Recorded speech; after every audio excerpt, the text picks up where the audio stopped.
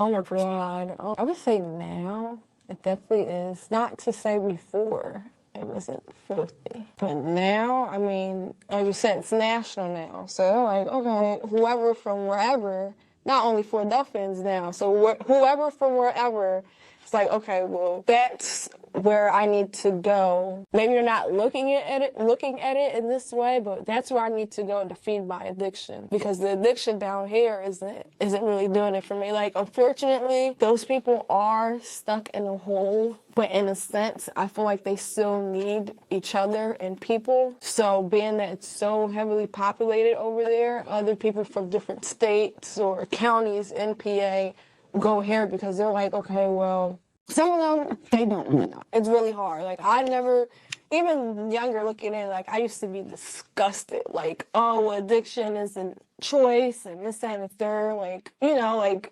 just look at them like they're not people. It's disgusting. You'd be off and just driving through it. Oh, yeah, pissing on yourself. And it's just really bad. So, yeah, now it's just, I feel like it's so much more than it was before, because even since the pandemic, with everybody getting kicked out or not having jobs and all that different stuff, we still need, and I used to always say this when I was younger, we need people. Whether we like it or not, we need people. So even for them, they need each other. Even if they are shooting by themselves, or I even drive by and somebody's sticking a needle in their other person. Unfortunately, they need each other to feed their addiction. Yeah.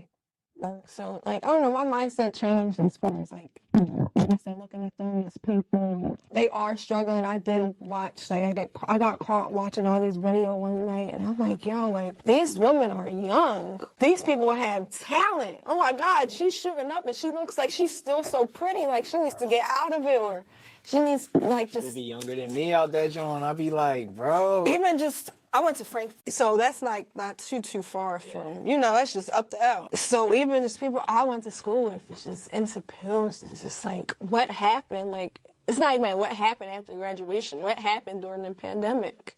Like I said, we got bored. It's not a lot to do. You got people that's bad company. Like, I watched a video where the woman was like, you know, she was struggling, and the guy was like, she's always been around him doing this. One time during the pandemic, oh, well, do this. Since it was so hard, she's admitted to doing it, and now she's addicted.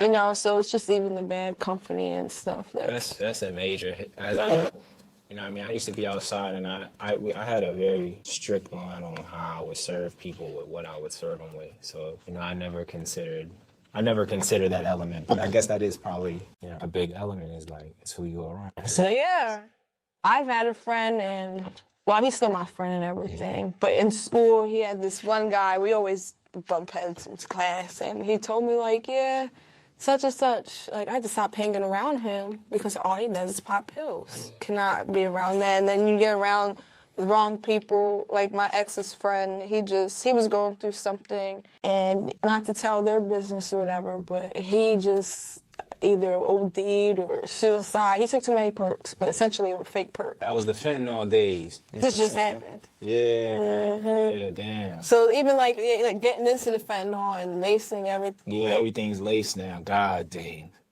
God damn, that shit sounded so painful. Excuse my language. I'm about to get demonetized. So yeah, it definitely is like, I don't know, it's hard for everybody. Yeah, and that's why I wanted to talk about it real quick, because, you know, me witnessing it out my window and being completely aloof and unaware of that culturally, or growing up in any of that, and then this gonna probably be, not for any particular reason, I've just gotten what I need to get accomplished. This is gonna be my last year in Philly. And for me to end my experience here in that, it made me really, like, have a deeper introspection on, you know, all my ambitions and stuff, and like creative, and, you know, like we talked about our childhood and things we love to do, and all that stuff is like, that has deepened my relationship with my mortality.